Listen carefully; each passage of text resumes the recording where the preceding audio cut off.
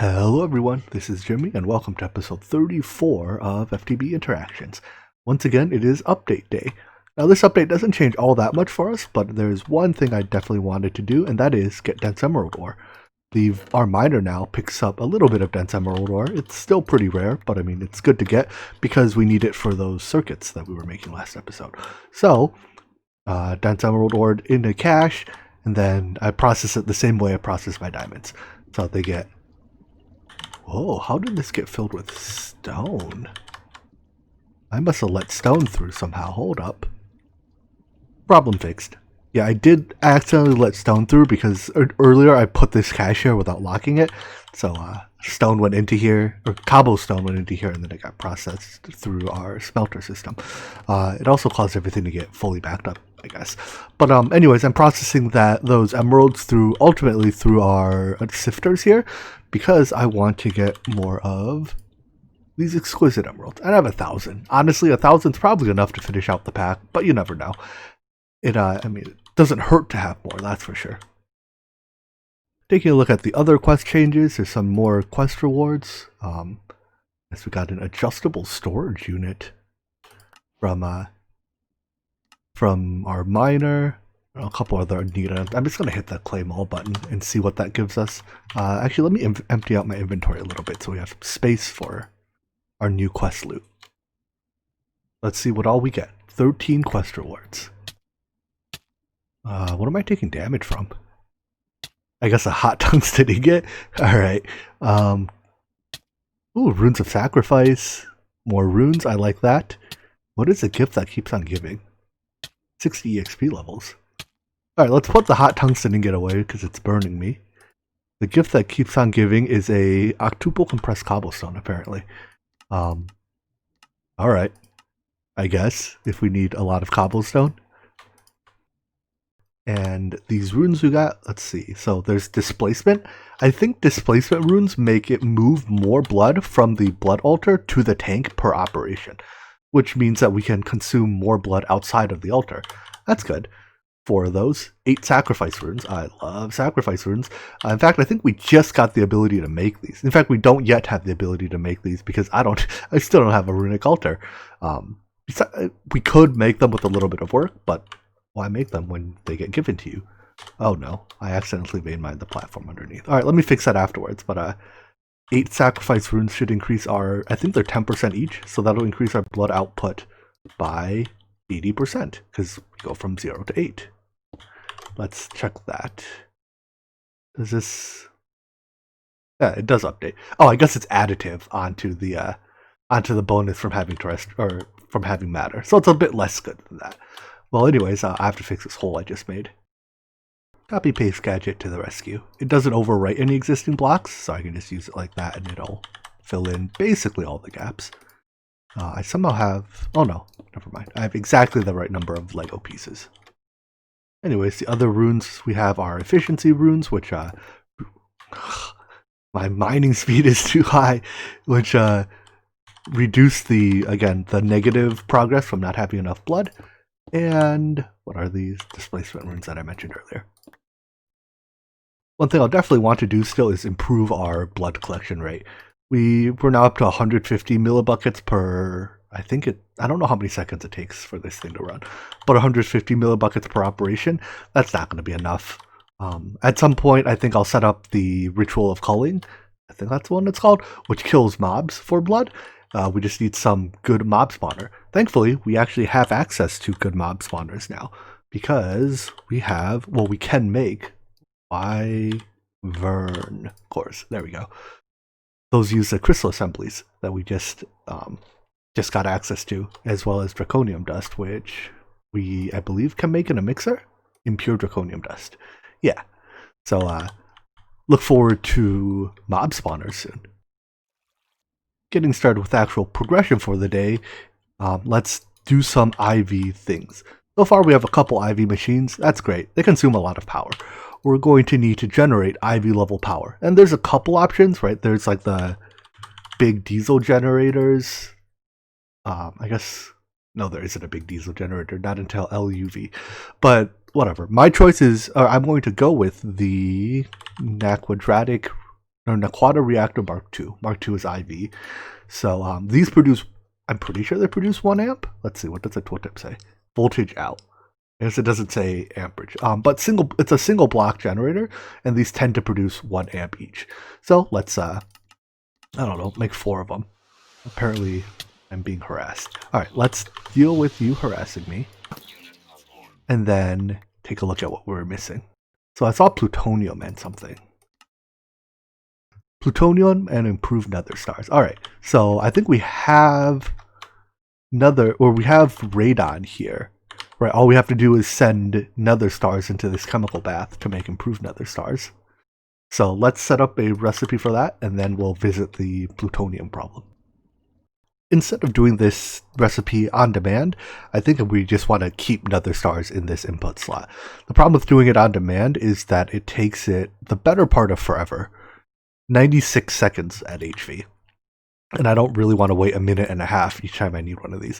So if we just keep nether stars in here, I can even just straight up put a storage bus on this chemical reactor and manually feed it with a stack of nether stars as needed, I think. Because I don't really want to keep 3 stacks of... Actually, do I? Let's take a look. If there's only so many uses for these IV field generators... so it's... Is it all field generators, IV and higher? No, it isn't. It's field generators, IV, LUV, and ZPM. So 3 tiers of field generators use them. Yeah, I think I'm just gonna like craft a stack as needed. Unfortunately, I'm out of nether stars. So we have a bunch of nether star dust because we get tiny nether star dust from our centrifuge, right? Processing latticite. However, turning nether star dust into actual nether stars requires a implosion compressor. So I guess let's make this. Yeah, I think we can get around to this now. Doesn't really matter what voltage tier you build your implosion chamber at. The recipes are, I think they're all LV. Looks like they're all 1 second LV, or some are 2 second recipes. But the idea is the energy comes from the TNT, right? So the machine voltage basically is irrelevant. For me, then I'll do it at HV because that's where I have room available. The implosion chamber in form is basically the same as the vacuum freezer. In fact, it is the same as the vacuum freezer, it just uses solid steel machine casings instead. Alright, so I put our recipe in here. It uses 4 nether stardust and 2 TNT to make 3 nether stars. Unfortunately, you lose another star in the process. Now, we do need some TNT. Thankfully, the quest here gives us 64 of it. But that'll only get us going for a little while. But still, 64 TNT is better than, not having 64 TNT, right? So let's make some nether stars. Let's make 50 for now. Yeah, it uses 68 nether star dust to make 51 nether stars. Alright, go. And then this process is, it's basically instant. Coming out the other side, I just void the tiny dark ashes that come out, because I don't think they're any use. And then I have to actually configure this to input on blue. And that should send our actual nether stars back to the ME system.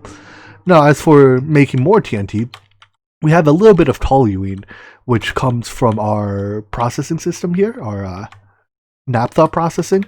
I think one of these hatches, I guess our toluene hatch is probably empty, but one of these produces toluene. And from that, we have 756 pieces of it, which can be used to make TNT. I believe this is actually the only way to make TNT in Greg Tech. Is toluene and sulfuric acid in a chemical reactor. So let's set one of those up. There are other uses for toluene, so I don't want to turn 100% of it into TNT. Because it's quick, I'll just set up Enderium, so an EV chemical reactor here and do it on demand. I also noticed that our distillation tower here is stopped. And it's not stopped because lack of input. It's stopped because the condition I told it to stop on, that is, if its butadiene tank fills up. One of these is butadiene. Here we go. I told it to stop there. I'm actually going to change the stop condition to toluene. Effectively speaking, if this machine ever stops, it just means that we start throwing away naphtha. So instead of throwing away naphtha, why don't we just process it into toluene? Because that's useful for something at least. And with that, we should be able to order TNT. If I needed 100 TNT, I could do that. There's other uses for toluene, as I mentioned, so I don't want to turn all of our toluene just into TNT until we need it. Anyways, I dropped our nether stars off into the chemical bath, so this will take it, what, like an hour to process those 48? That's fine. Let's take a look at our, what were we making? The generator. All right, Naquata Reactor Mark II, 4 of them. I'm going to take it one more nether star, that's fine, and plutonium-241. So if I recall, plutonium-241 is the thing where I can get the tiny dust from centrifuging, oxidized ferric sand. Gives 5% for one each. I think you can also get was it the small dust? No, the tiny dust also comes from centrifuging plutonium-244, which also comes, I think the small dust of this also come from, hold on, 244 small dust, I think I saw in the output of oxidized ferric sand. This is from the surface of Aurelia. So let's head back to Aurelia, grab a bit more of this stuff, and I'll centrifuge it. This stuff is absolutely plentiful on the surface here. To make it slightly easier to collect so I don't make it clutter my inventory, I can just turn on my magnet card and vein mine. There we go. I guess it only makes a thin layer on the surface. So if I click too long, I end up vein mining the dirt or the cobble underneath it. Let's put you in one. There we go. And the magnet card automatically picks up the drops and then puts them directly into the ME system. So I'm like, I don't know, a lawnmower, a sand mower. While I'm here, I saw that the patch also added a use for vitrified sand. Whoopsies. So let's grab some of that and see what it does. Vitrified sand now has a centrifuge recipe. Oh, cool. It makes the will crystals. That's neat. In fact, you get guaranteed 1 at HV with a chance for more. Alright. Well, I guess, I may as well grab this stuff. Unfortunately, it doesn't come in nearly as big a vein as the regular oxidized ferric sand does. Also almost out of food. It's been a while since I've eaten again. I guess I've done a fair bit of mining recently. Hello, vein miner? Oh, I'm out of food. Over the course of a minute or two, I got 26,000 oxidized ferric sand. That should more than suffice. I also found a dungeon. I marked it to do later. But let's head back and process this now. Into a centrifuge goes our oxidized ferric sand. The outputs go either into a crafter if they're the smaller tiny dust. I chose to use a crafter here instead of a packager because there's both small dusts and tiny dusts, and a single block can handle both. Whereas packagers need the configuration chip, which is different for small and tiny for some reason. Anyways, the final products then get dumped into an ME chest, which again is a technically not infinite, but practically infinite storage chest. Most of what we get here is like silicon. It's not very useful, or iron, but the real reward is plutonium-241. I guess I could, if I need to, I can further process our uranium or plutonium-244. Meh. I don't know. It's so slow. Never mind. I'm just gonna leave it alone. With that, I think we're ready to make these reactors. It's conceivable that not enough. Oh, I haven't put the ingot to rod recipe in, but I think we might not quite have enough dust yet. Let me put the ingot to rod recipe in, and then I'll talk about what I'm doing with regards to fuel. There we go. We need 2 more dusts to be processed, but that'll only take like another 5 minutes. So in the meantime, let's discuss fuel. The fuel for this is the ideal fuel is the Nequadria, I believe. So I have a blast furnace that's taking Nequadria dust and turning it into ingots, because you have to first turn the dust into ingots, and then you can turn it into fluids. I still have, let's see. Yeah, I've processed 935 ingots, have 938 dust left. This process takes forever. At MV, it takes, what is this, like 45-ish minutes? That's a long time. I'm doing it at IV, so it'll take a bit less than that. However, if we look at how much fuel this thing actually produces, right, 1 ingot is still 144 millibuckets. That hasn't changed. However, Naquata reactor fuels. Each millibucket produces 2.5 or 2.6 million EU. By my calculations, that means a single Mark II Naquata reactor consumes about 3 ingots a day. Yeah, fuel lasts a really long time in these reactors. So the fact that it takes a really, really long time to actually, for the blast furnace to turn ingots or dust into ingots isn't actually a problem. This other blast furnace I have here, I think it's turning, Naquata dust into Naquata ingots as well. Those we'll use later for better circuits. With enough plutonium process, let's start crafting these Naquata reactors. Looking at this, however, I think one thing's wrong. It's trying to make crystal assemblies. I don't want it to make crystal assemblies. I want it to use crystal... Oh, wait, no. Crystal assemblies are made from crystal processes, aren't they? Never mind. That's right. So I guess it just uses a lot of crystal processes. Yeah, this is a next tier. This is the... I guess it's a tier up from the crystal processor, even though it looks less fancy. That's what threw me off. It also uses 256 osmium. Alright, whatever. Start. The extremely high energy density of Naquadria is actually kind of a problem when it comes to filling the generators with it. If we assume that the Naquadria generators are like the diesel generators and they have, I think it's a 16 bucket internal buffer. Let's take a look. Yeah, 16 bucket internal buffer. That means that if I fill that to capacity at their usual, their normal depletion rate, which for IV generators is what I said was like a couple ingots a day, 16 buckets internal buffer lasts like 90 days. That's 3 months. I'm not going to be needing them in 3 months. So I think what I actually want to do is I want to set up a system that only gives them a little bit each, because I don't want all of my Naquadria sitting in generators. It has other uses too, like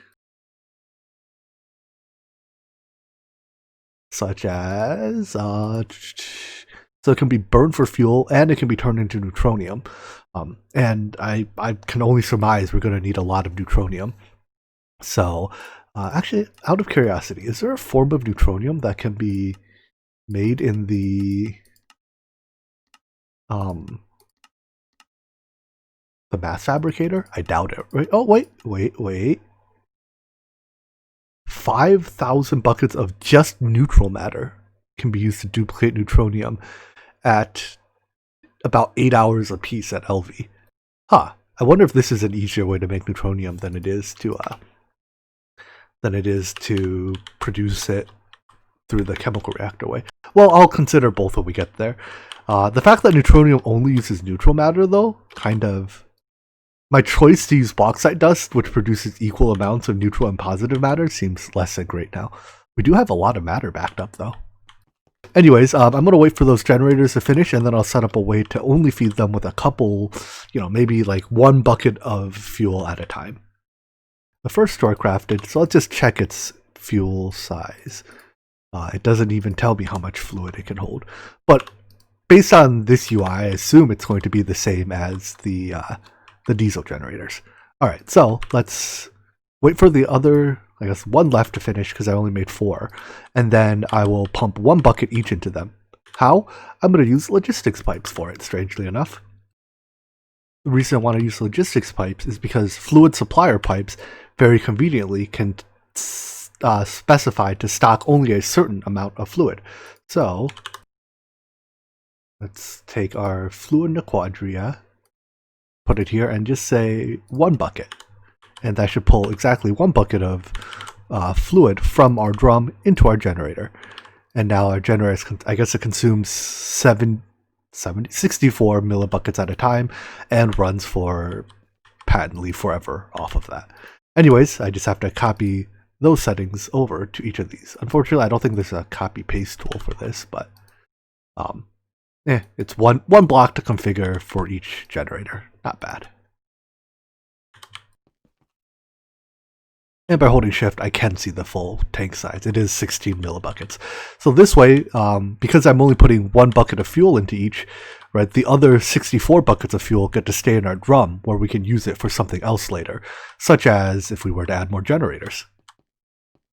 Because, I've processed basically all the Naquadria that I've processed, and it's been like 2 days of blast furnace uptime to make those almost 1,000 ingots, and that process into about 200, 150 buckets of fuel.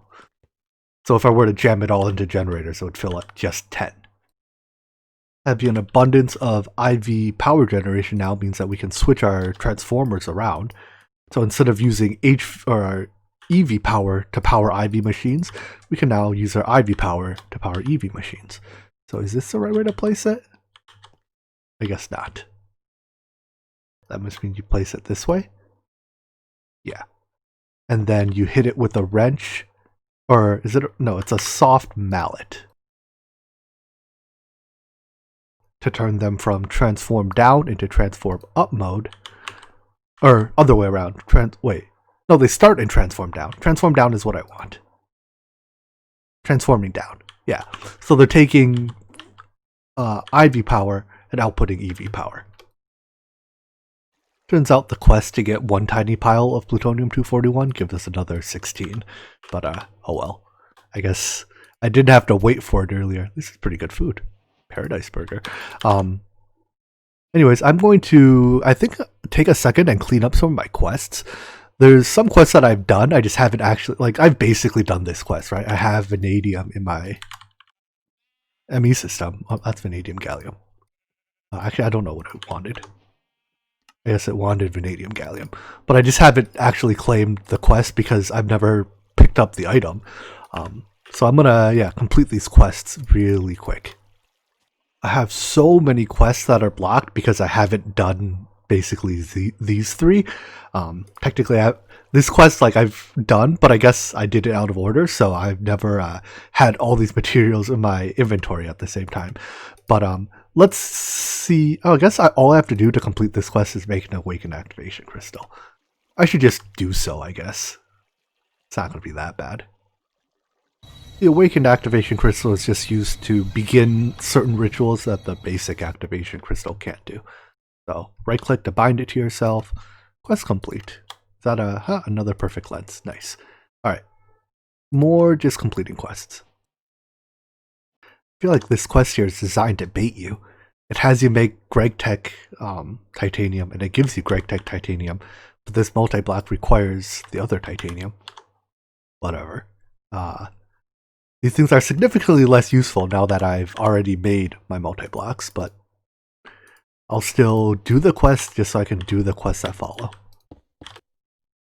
While going through quests, I found one with a pretty interesting reward that I actually have to do something to get.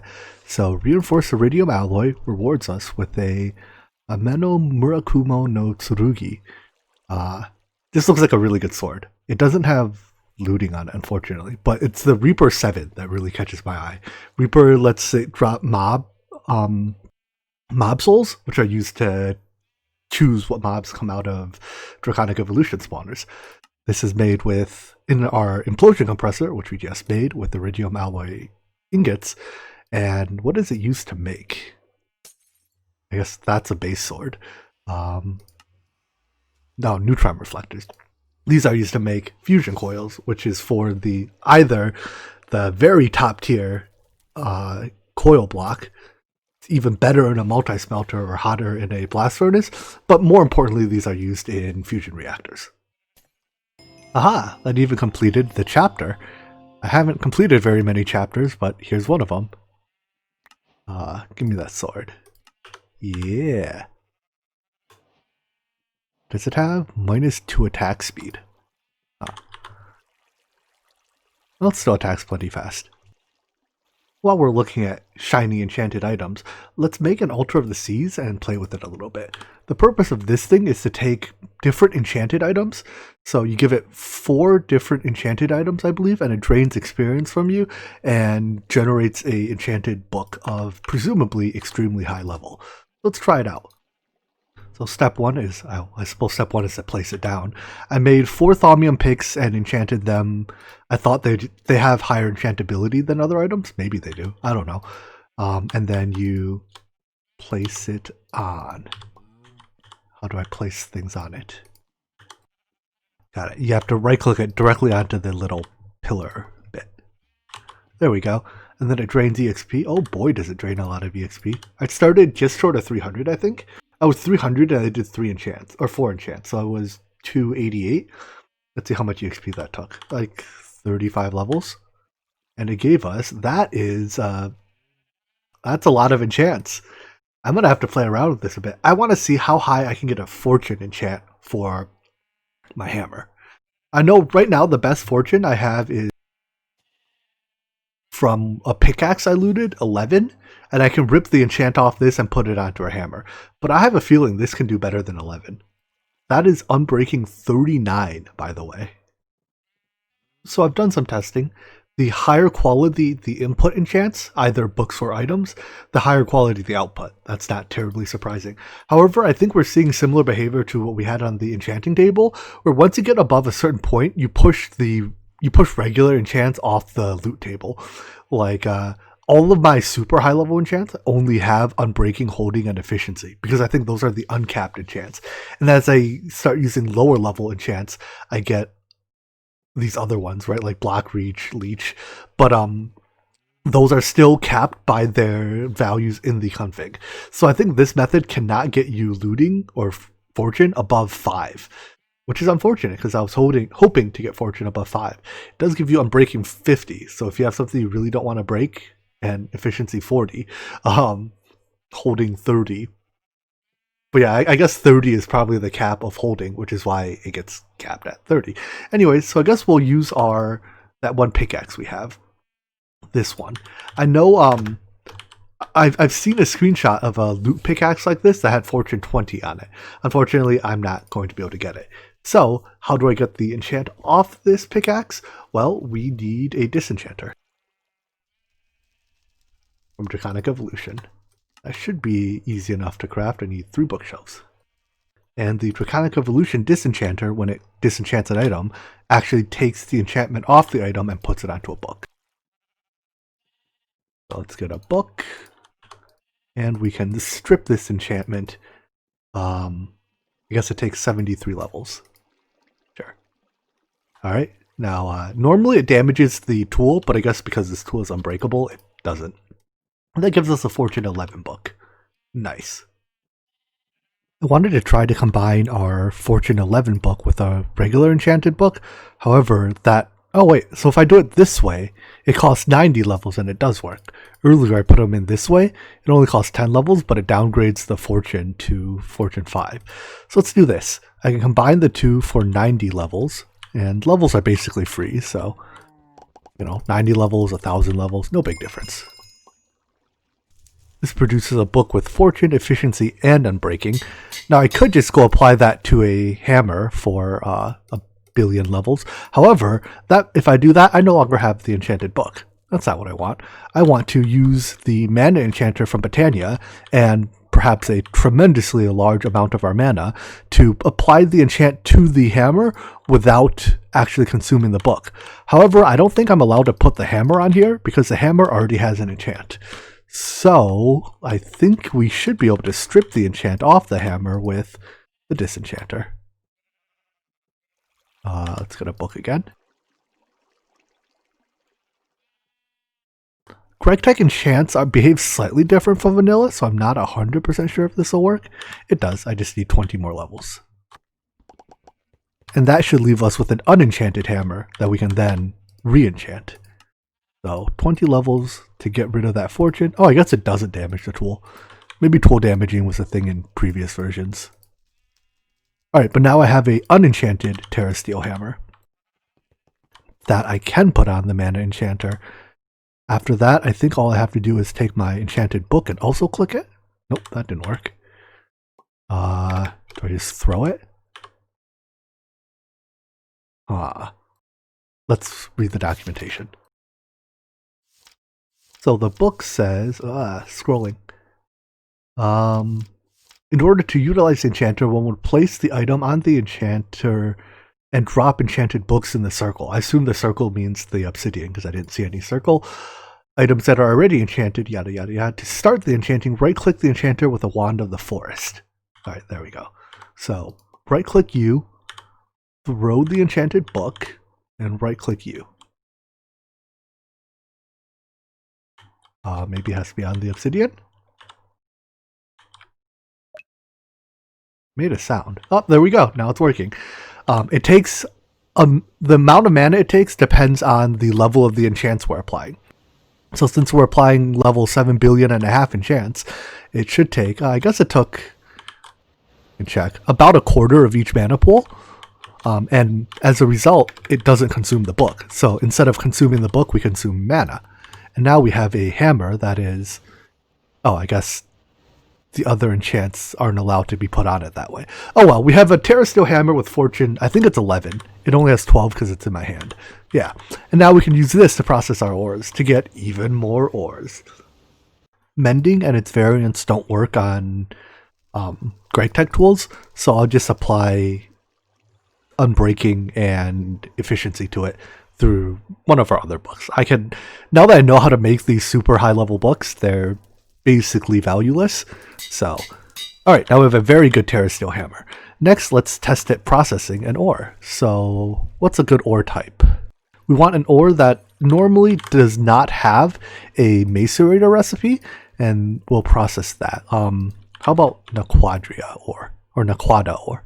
I think I've already processed all my enriched, but if we take this, or I want ore that, sorry, doesn't have a normal, like I can't process into dense ores.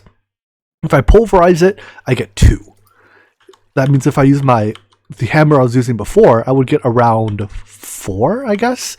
I've wondered, does this instant mine obsidian? It does. That makes obsidian a pretty bad backstop here, huh? Let's head to our space station then, where I have the mining backstop of caches, and nothing mines caches. So, alright, let's see how much we get off one. Where'd it go? Oh, I took my magnet off. Let's put our magnet back on so these don't fly away anymore. We only got 4. Well, let's process the whole stack and see how much we get, because it is all about averages after all.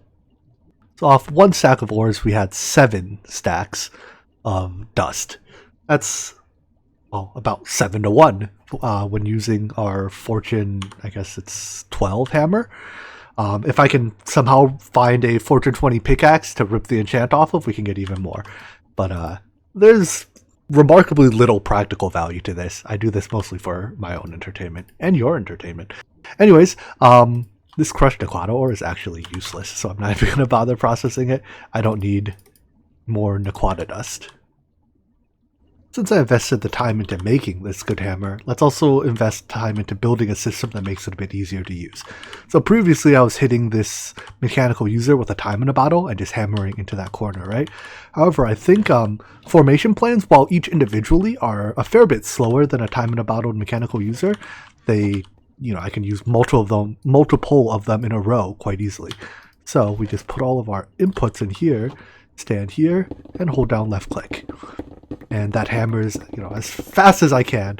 And right now I'm processing enriched Naquada ore. I don't actually know how many stacks I put in, but if we go by our previous test of about 7 to 1, that's significantly better than the yield I would get if I just were to macerator this. It's also pretty laggy as all the item entities build up on the ground, it seems. But yeah, this way I can do it without having to actually use a time in a bottle on the mechanical user. And the lag just gets worse. The lag got bad enough I had to do something about it. So I set up a advanced item collector that's filtered for the dusts, basically all Tech dusts, and that puts it in this modular storage, which feeds into this modular storage, which feeds, depending on the item type, they're filtered. In the case of enriched Naquada ore, it's filtered to be washed, and then washed and then crushed and then centrifuged. And that's how we get the most Naquadria out of this ore. And when it comes to these, oh, am I just out? I guess that was the last stack. Formation planes do have a little bit of warm-up time. So like the first stack you pulverize, you sometimes have to wait a little bit between when you break it and more show up. But after it's warm-up time, it's really fast. So we got 93 stacks plus however much may have already been processed. Although, by the looks of it, probably not much. So I got about 93 stacks of crushed enriched Naquada ore out of a single ore vein. and breaking all that used 20 durability on my hammer. So I can do that another 1,000, 1,200 times. Yeah, this hammer, while I can't repair it, has effectively infinite durability. Well, let's wrap things up here for today. We unfortunately didn't get to make much progression, however, we got to play with fun toys. And in many ways, that's what the game is all about. So, I hope you enjoyed this video, and I hope to see you in the next one. Take care, bye-bye.